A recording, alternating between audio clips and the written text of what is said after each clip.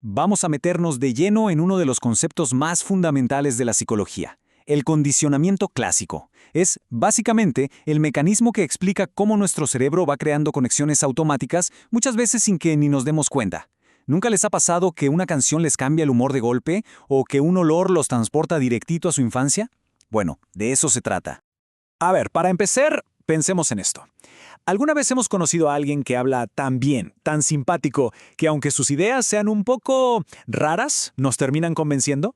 O al contrario, alguien que tiene una idea genial pero la presenta de una forma tan antipática que la rechazamos de inmediato. Pues esa reacción tan visceral no es casualidad, para nada. Tiene una explicación científica y todo se reduce al increíble poder de la asociación mental. Es que nuestro cerebro es una máquina de hacer conexiones, todo el tiempo. Un ruido nos recuerda algo, un sabor nos lleva a un momento específico. Este proceso de conectar cosas de nuestro entorno, estímulos, es lo que en psicología se conoce como condicionamiento clásico. Es una forma de aprendizaje que en el fondo nos ayuda a predecir qué es lo que va a pasar. Y para entender de dónde salió todo esto, tenemos que viajar un poquito en el tiempo y conocer al hombre que está detrás de todo, el gran Iván Pavlov. Y aquí viene lo más curioso de todo.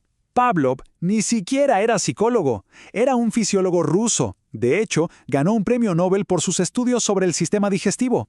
Y aquí es donde la historia se pone buena. Su descubrimiento más importante para la psicología fue en realidad un accidente, un hallazgo que hizo mientras estudiaba por qué salivaban los perros. Esta simple observación fue la chispa que encendió todo.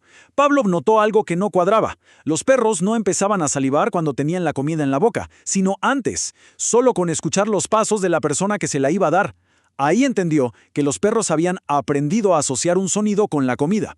Y esa idea lo llevó a diseñar uno de los experimentos más famosos de la historia. Bueno, ahora sí, vamos a meternos de cabeza en el famoso experimento. Una historia súper simple pero muy poderosa sobre perritos, comida y, claro, unas campanas. Pavlov, que era muy metódico, lo dividió todo en 3 fases bien lógicas. Vamos a recorrerlas una por una para ver cómo se construye una respuesta totalmente nueva, desde cero. Ok, fase 1, el punto de partida. Aquí tenemos 2 cosas. Por un lado, la comida. A esto Pavlov lo llamó estímulo incondicionado, porque provoca una respuesta natural, que no se aprende, la salivación. Por otro lado, tenemos una campana. Cuando suena, el perro la oye, claro, pero no le genera nada especial. Es un estímulo neutro. No tiene nada que ver con la comida, por ahora. Aquí es donde ocurre la magia. En la segunda fase, Pavlov empezó a hacer sonar la campana pero justo antes de darle la comida al perro. Y no lo hizo una vez, ¿eh? Lo repitió una y otra vez. Campana, comida. Campana, comida. El cerebro del perrito empezó a forjar una conexión súper importante entre ese sonido y la comida que estaba por llegar. Y bueno, llegamos al momento de la verdad. Después de repetir el proceso muchísimas veces, Pavlov hizo la prueba final. Hizo sonar la campana, pero esta vez no hubo comida. La pregunta del millón era, ¿qué iba a pasar?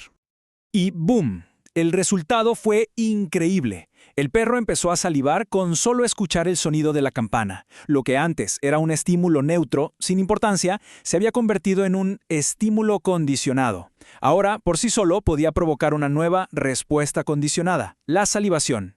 El aprendizaje se había completado con éxito. Entonces, para que quede súper claro, repasemos los 4 conceptos clave. Primero, tenemos la parte, digamos, biológica. El estímulo incondicionado, la comida en este caso, es ese disparador que funciona de forma natural sin que nadie nos enseñe nada. Y ese estímulo, lógicamente, provoca una respuesta incondicionada, la salivación. Es un reflejo, algo automático. Nadie tiene que enseñarle a un perro a que salive cuando ve comida. Simplemente pasa. Ahora vamos a la parte aprendida. La estrella del show, por así decirlo, es el estímulo condicionado, o sea, la campana. Antes era neutra, pero gracias a la asociación, ahora tiene el poder de avisar que viene la comida.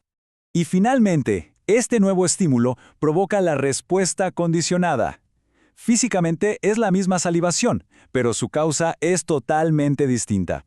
Ya no es un reflejo automático. Ahora es la prueba de que se formó una nueva conexión en el cerebro. Es una respuesta aprendida. Pero la cosa no termina ahí, ¿eh? Pavlov era un tipo curioso y se dio cuenta de que este aprendizaje no sucede de cualquier manera. Sigue unas reglas, unos principios muy claros que nos dicen cómo se forman estas asociaciones, cómo se debilitan y cómo cambian.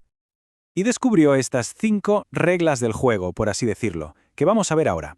Nos explican cómo se adquiere una respuesta, cómo puede desaparecer y de repente volver, o cómo se puede aplicar a otras cosas parecidas, o todo lo contrario, volverse súper específica. Primero, la adquisición. Este es, digamos, el momento ajá del aprendizaje, cuando se está creando la conexión entre la campana y la comida. Y es súper importante para sobrevivir porque ayuda a prepararnos para cosas importantes, como encontrar comida o evitar un peligro. Ahora, ¿qué pasaría si Pavlov empezara a tocar la campana una y otra vez, pero la comida ya no apareciera nunca más? Pues la asociación se debilita y poco a poco la salivación desaparece. A eso se le llama extinción. Pero ojo, y aquí viene lo más interesante, el aprendizaje no se borra del todo. Si después de un tiempo Pablo volvía a tocar la campana, el perro podía salivar otra vez un poquito. A este regreso sorpresivo se le llama recuperación espontánea. Y por último, tenemos 2 caras de la misma moneda. Por un lado, la generalización. Esto pasa cuando el perro no solo saliva con la campana original, sino con sonidos parecidos, como un timbre o un teléfono. Por otro lado, la discriminación, que es la capacidad de diferenciar. El perro aprende que solo esa campana en particular significa comida y no le hace caso a otros sonidos. Ok, todo esto de los perros y las campanas de hace un siglo está muy interesante, pero ¿y a nosotros qué? ¿Qué tiene que ver con nuestra vida hoy en día? Pues resulta que tiene que ver con casi todo. Los principios de Pavlov están en todas partes. Pensemos en la publicidad. ¿Por qué un auto se asocia con la libertad o una gaseosa con la felicidad pura? Pura asociación. En terapia es clave para entender y tratar fobias, por ejemplo, asociar un avión con pánico. Y en la vida diaria explica por qué cierta comida nos da asco o por qué nos sentimos tan a gusto en un lugar específico. Y aquí está la verdadera joya de todo esto, sobre todo en terapia. El poder del condicionamiento clásico es que nos permite, de alguna manera, reprogramar esas conexiones. La idea es romper las asociaciones que nos hacen mal, como el miedo a hablar en público, y construir asociaciones nuevas, más sanas y funcionales. Así que todo esto nos deja con una idea muy potente. Si entendemos que muchas de nuestras reacciones automáticas, miedos y gustos son aprendidos, también podemos entender que tenemos el poder de reaprender. Y esto nos lleva a preguntarnos, ¿qué asociaciones están dirigiendo nuestra vida sin que nos demos cuenta? Y más importante todavía, ¿qué nuevas conexiones más positivas podemos empezar a construir a propósito? La respuesta, créanme, podría cambiarlo todo.